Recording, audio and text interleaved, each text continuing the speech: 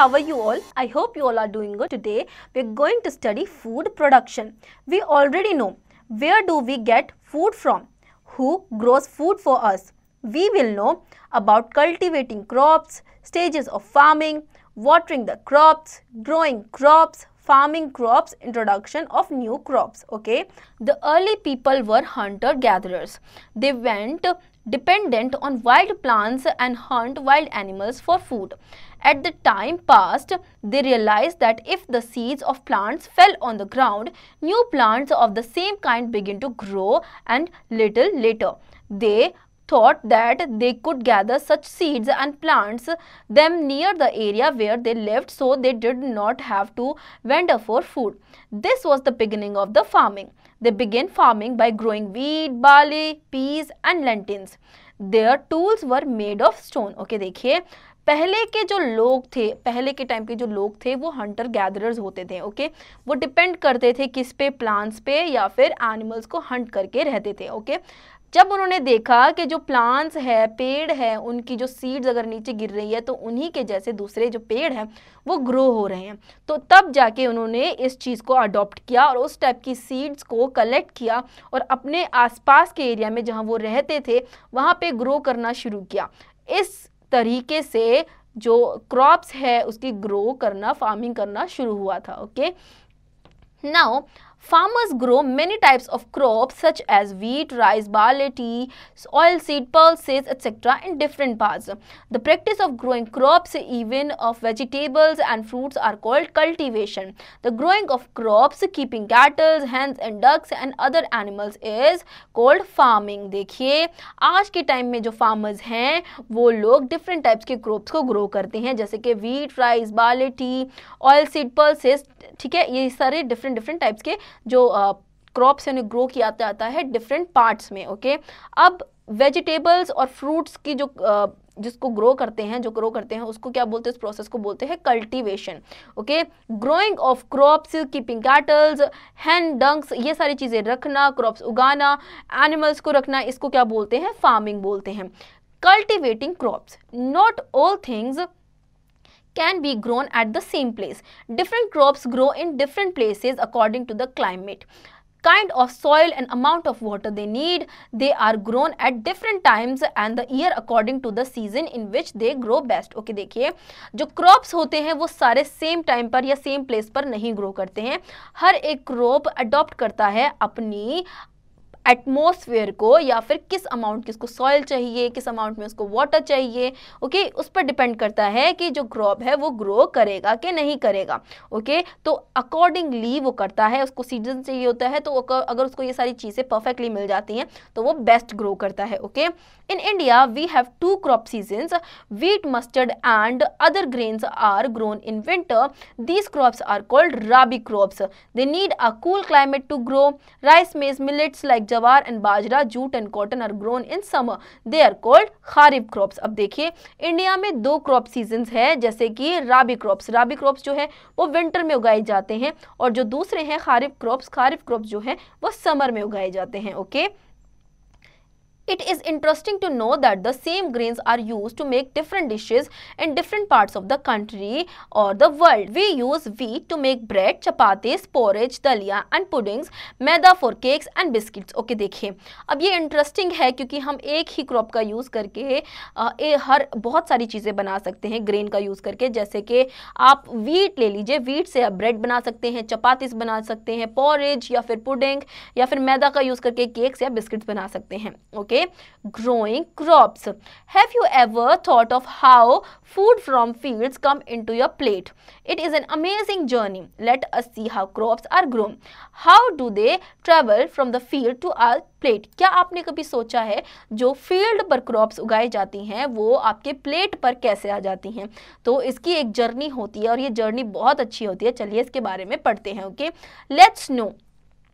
Crops are of different types. Food crops like wheat, fiber crops like cotton and oil producing crops like mustard. Okay, देखिए crops जो होती हैं वो different types की होती हैं. फूड क्रॉप्स होती हैं जैसे कि वीट हो गया, फाइबर क्रॉप्स होती हैं जैसे कि कॉटन हो गया, वहीं ऑयल प्रोड्यूसिंग क्रॉप्स होती है जैसे कि मस्टर्ड हो गया. Okay, stages of farming. There are different stages of farming. Let us know about them. जो stages होती है farming की वो different होती है, ये उसके बारे में पढ़ते हैं. Ploughing and leveling. Farmers have to work hard to prepare the field before sowing the seed every year. The soil has to be loosened to fill air and make it ready for planting. This is done with a plough. A plough is a cutting blade fixed in a wooden frame drawn or pulled by the farmer himself or oxen or tractors. It makes furrows in the soil and turns it around. Next, the farmer makes ridges and furrows in the soil along the slope in curved line in the water, and wind does not carry away the soft loose soil that just has been ploughed. Okay, देखिए तो soil को proper बनाने के लिए, जैसे आपको कोई चीज़ उगानी है, ग्रो करनी है, तो उसको सीड को उस पर डालने के लिए आपको पहले सॉइल को प्रॉपरली बनाना होता है, उसको लूज़ करना होता है, जो कि इतना लूज़ करना होता है कि एयर इजीली उसमें जा सके. ठीक है, फिर उसकी रोज़ बनाते हैं आप, जैसे कि एक तरीके से ड्यून्स होती है उस टाइप से स्मॉल इस तरीके से लाइन में बनाई जाती हैं ताकि जो सीड्स हैं वो उड़े ना वहाँ से. ठीक है, काफ़ी ज़्यादा मेहनत लगती है प्रॉपरली ये स्टेज करने के लिए. Clear? Okay, now this helps in proper aeration of the soil. After ploughing, the soil is distributed evenly and leveled in the process called leveling. The soil is then manured. Okay, इस process के बाद soil जो होती है इस process में level की जाती है, proper same level पे level की जाती है. जो आपके stones हैं, छोटे-छोटे pebbles हैं, वो सब हटाए जाते हैं. Okay, इसको level किया जाता है properly. इस stage को हम क्या कहते हैं? Leveling कहते हैं. Okay, उसके बाद soil में manure डाला जाता है, खाद डाली जाती है. ओके, आइए आगे बढ़ते हैं. Sowing.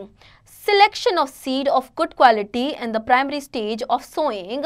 After the preparation of soil, these seeds are dispersed in the field and this is called sowing. The seeds are planted either by drilling holes at regular intervals with the finger through a hollow bamboo shaft. Now there are even special machines to spread sow the seeds. This is called drilling and dibbling. When the seeds burst out from the seed coast, we say that they have germinated. Now plants then beginning growing. देखिए अब sowing का मतलब क्या होता है? बीज को बोना. ओके, अब ये जो प्रोसेस है ये हाथ से भी किया जाता है, बैम्बू स्टिक की हेल्प से एक एक सीड को उगाया जाता है या फिर मशीन्स के थ्रू भी किया जाता है. ओके, अब जो मशीन्स के थ्रू किया जाता है उसे बोलते हैं ड्रिलिंग या फिर डिबलिंग. ओके, नाउ अब जब सीड जो हैं वो सॉइल के अंदर बर्स्ट करती हैं तो इस प्रोसेस को क्या बोलते हैं? जब वो बाहर की तरफ आती है तो जर्मिनेशन इस प्रोसेस को बोला जाता है. ओके, तब जाके न्यू प्लांट्स जो है वो ग्रो करना स्टार्ट करते हैं. Okay, manuring. Crops needs nutrients to grow and produce yield. Thus, the supply of the nutrients at regular intervals is necessary.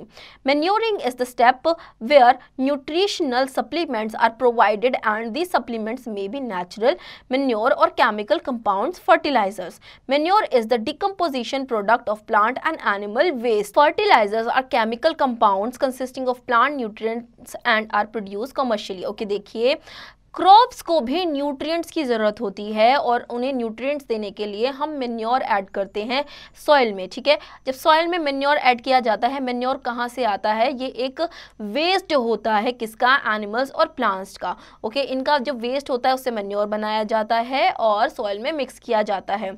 Okay, now apart from providing nutrient to crop, manure replenishes soil fertility as well.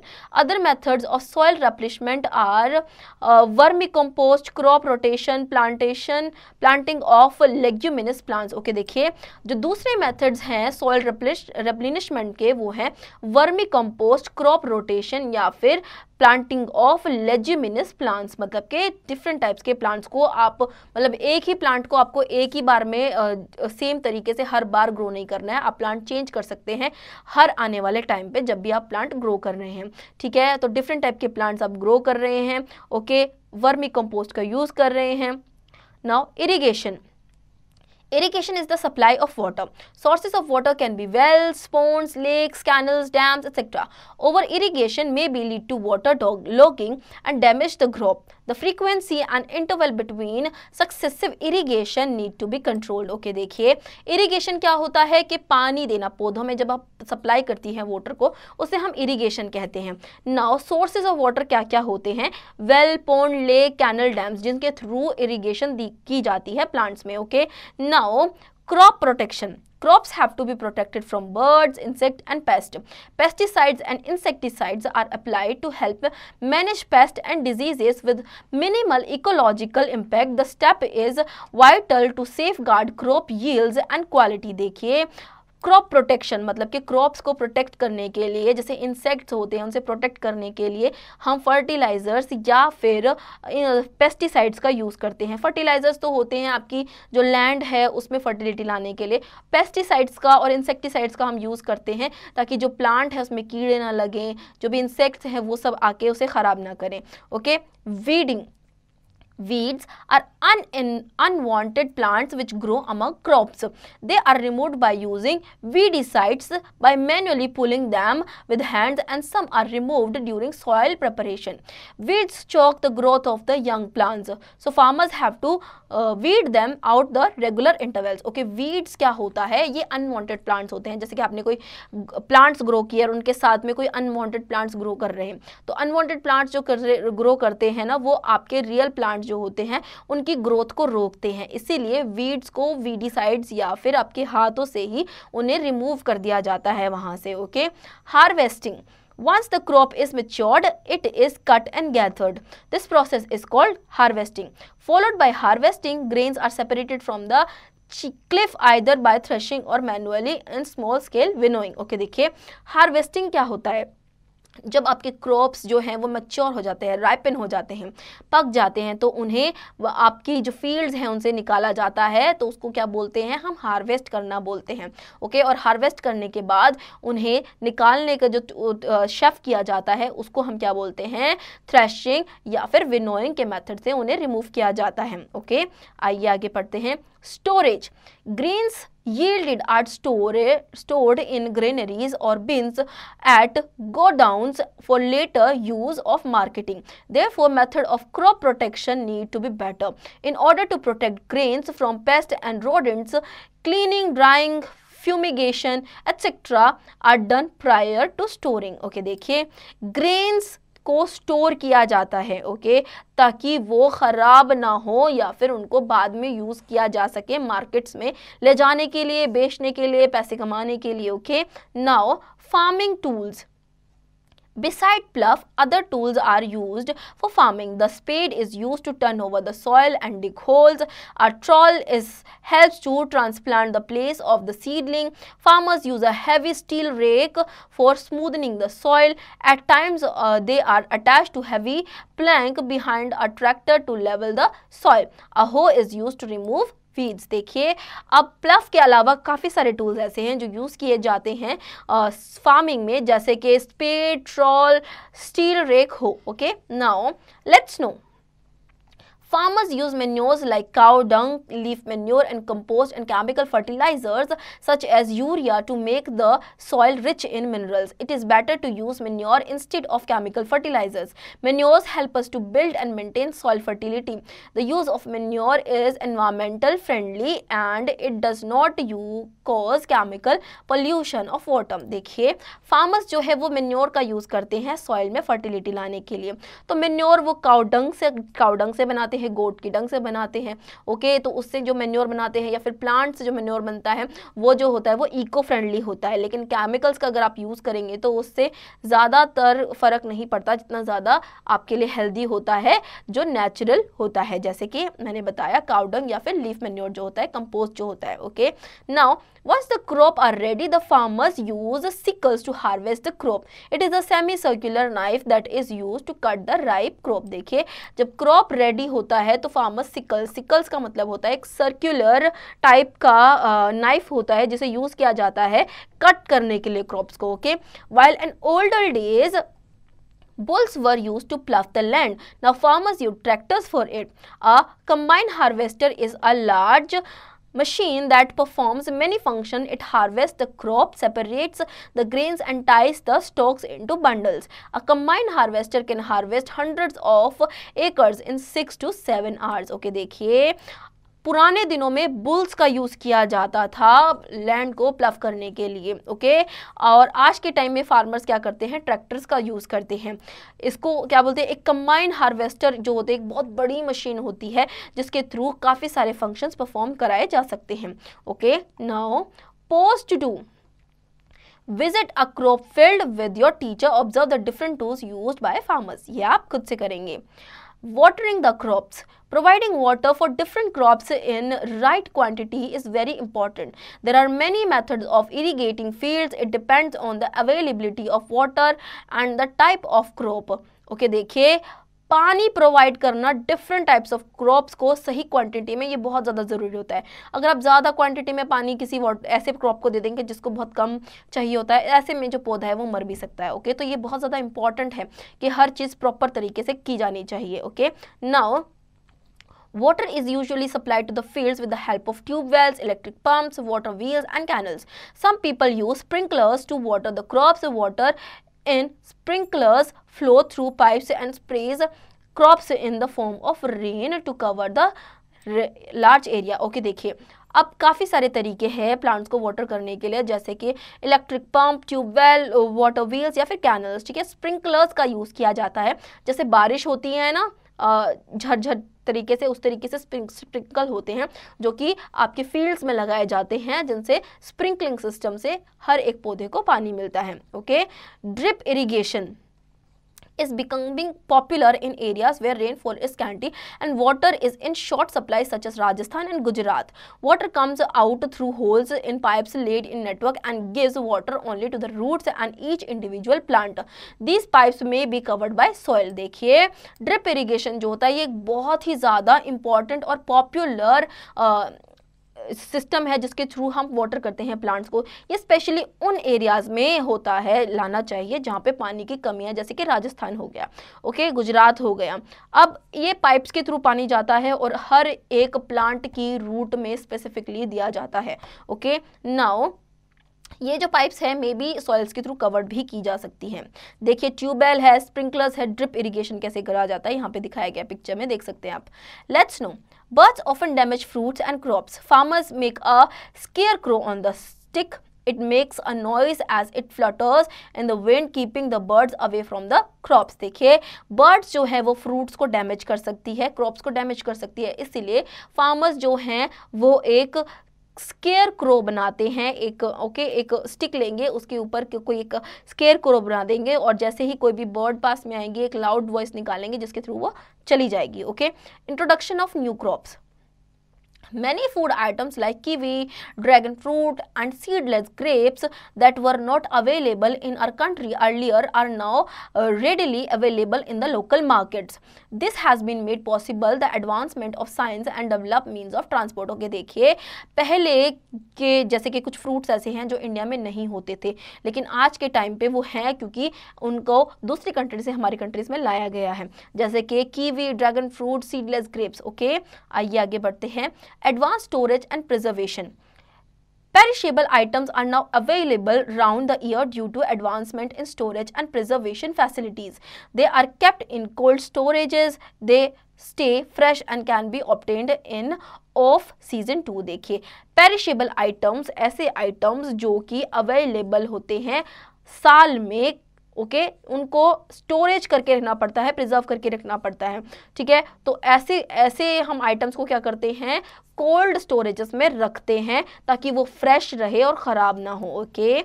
Now varied food habits in India. India is a large country with a variety of customs, traditions, cuisines and eating habits. There is a vast number of delicacies eaten in different parts of the country. It would be interesting to know about the special food items eaten in different states of the country. देखिए, India जो है एक बहुत ही बड़ी country है और यहाँ पे customs, tradition, cuisine, eating habits की वेराइटी है, तो हर चीज़ में डाइवर्सिटी आपको इंडिया में मिल सकती है, ठीक है। अब देखिए, हमारे इंडिया में डिफरेंट टाइप्स के फूड आइटम्स भी डिफरेंट जगहों पे डिफरेंट होते हैं, ठीक है, जैसे कि स्टेट और फूड ईटन यहाँ पे दिखाया गया है। पंजाब मक्के की रोटी, सरसों का साग, लस्सी, छोले भटूरे, अमृतसरी फिश। गुजरात ढोकला, थेपला, खांडवी, धांसक, गुजराती खांडी। महाराष्ट्र वड़ा पाव भाजी, श्रीखंड, थालीपीठ, पुरानपोली, मोदक। तमिलनाडु इडली, डोसा, रसम, अप्पम, चेतंदी चिकन। बिहार लिट्टी चोखा, सत्तू पराठास, खाजा, तिलकुट। राजस्थान दाल बाटी चूरमा, प्याज कचौरी, मलाई घेवर, गट्टे की सब्जी, कलाकंद। वेस्ट बंगाल दोई माछ, सौंदेश, दाब चिंगरी, रसगुल्ला, मिष्टी दोई। सिक्किम फाशरापा, मोमोज, थुक्पा, गुंद्रुक, सेल रोटी।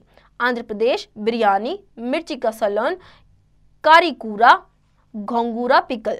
जम्मू एंड कश्मीर रोगन जोश, दम आलू, यखनी, गुस्ताबा, तबक माज, कालाडी चीज़। तो ये सारी चीज़ें हैं इन स्टेट्स में जो बहुत ज़्यादा फेमस है और खाई जाती है लोगों के द्वारा। Okay, now sum up. The early people were hunter-gatherers who lived by eating wild plants and hunting wild animals. The early people began farming by growing wheat, barley, peas and lentils. The growing of crops, keeping cattle, hen and ducks and other animals is called farming. Different crops grow in different places according to the climate, kind of soil and amount of water they need. Stages of farming are ploughing, leveling, sowing, irrigation, harvesting, threshing and winnowing. Spade, trawl, steel rake, hoe, sickles are some of the farming tools. Tube wells, sprinklers, canals and drip irrigation are the method of irrigation.